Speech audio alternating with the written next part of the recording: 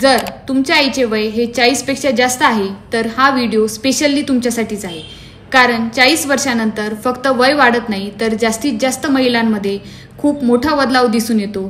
त्यालाच आपण मेनोपॉज या नावाने ओळखतो। यामध्ये शरीरातील हार्मोनल बॅलन्स बिघडतं, दिवसभर थकवा येतो, झोप व्यवस्थित येत नाही, मूड स्विंग्स होतात, चिडचिड होते आणि सगळ्यात मोठा त्रास होतो तो म्हणजे हॉट फ्लशेसचा। खरं तर या वेळेला आपल्या शरीरात वात आणि पित्त दोषाचे असंतुलन होते आणि त्यामुळेच आपल्याला गरज पडते ती आयुर्वेदाची, ज्यामुळे आपले दोष हे संतुलित होतील, हार्मोनल बॅलन्स करेल आणि बाकीचे त्रास सुद्धा कमी होतील। अशा वेळेस आयुर्वेदामध्ये बरीचशी औषधी सांगितलेली आहेत। त्यामध्ये मुख्यतः करून अशोक असतो जो आपल्या शरीरातील मूड स्विंग्स कमी करतो, हार्मोन बॅलन्स करतो। लोध्र आहे ज्यामध्ये रक्त शुद्ध होते आणि आपली त्वचा ही चांगली होते।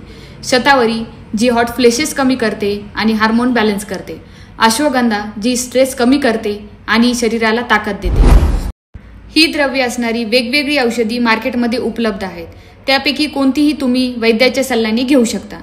आपल्या आईने आपली नेहमीच काळजी घेतलेली आहे। आता वेळ तुमची आहे।